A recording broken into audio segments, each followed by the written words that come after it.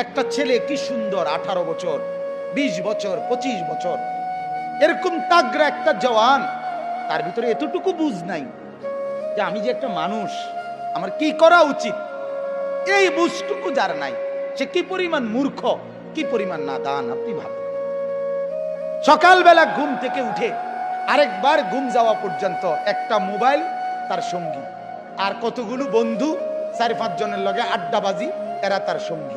Error লগে একবার খারাইয়া মুতে, একবার বৈশা মুতে, একবার মোবাইল চায়, একবার নর্তকী দেখে, একবার নাচ দেখে, একবার কানের মধ্যে ইয়ারফোন লাগাইয়া গান শুনে, একবার মাইয়া দেখলে এটার ফিসে ফিসে হাঁটে, আরেকবার বেডি দেখলে এটার ফিসে ফিসে হাঁটে, একবার অসভ্য কথাবার্তা একজন আরেকজনের মধ্যে আলাপ সালাপ করে, আবার কতক্ষণ গেমস খেলে, আবার কতক্ষণ কি আপনার এই মোটরসাইকেল ফাইলে মোটরসাইকেল চালায়, হ্যাঁ, শিক্ষার হই হুল্লুর। আপনি বলেন এটা কি কোনো জীবন? বেটা তুই বল, বেটা বাপ তুমি বলো না, তোমার বিবেক তোমাকে কি বলে? এটা কি একটা মানুষের জীবন হইতে পারে? বিনোদন বুঝি মানুষের 24 ঘন্টার, মানুষের জীবনের 24 ঘন্টা বুঝি ফুর্তিতে কাটে। হ্যাঁ, বিনোদন বুঝি একটা মানুষের সারাক্ষণের কাম।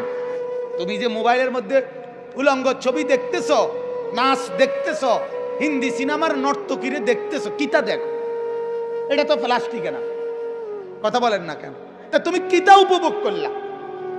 তুমি কিছুই তো মূলত উপভোগ করলা না। যে মায়ের পিছনে তুমি প্রেম করো, আরে কি উপভোগ করলা তুমি? হুদা পয়সা না খরচ যার তোমার, তোমার কতগুলো টাকা ছাড়া আর কি যাইতে আছে? তোমার শরীরের যৌবনটা নষ্ট হওয়া ছাড়া আর কি হচ্ছে?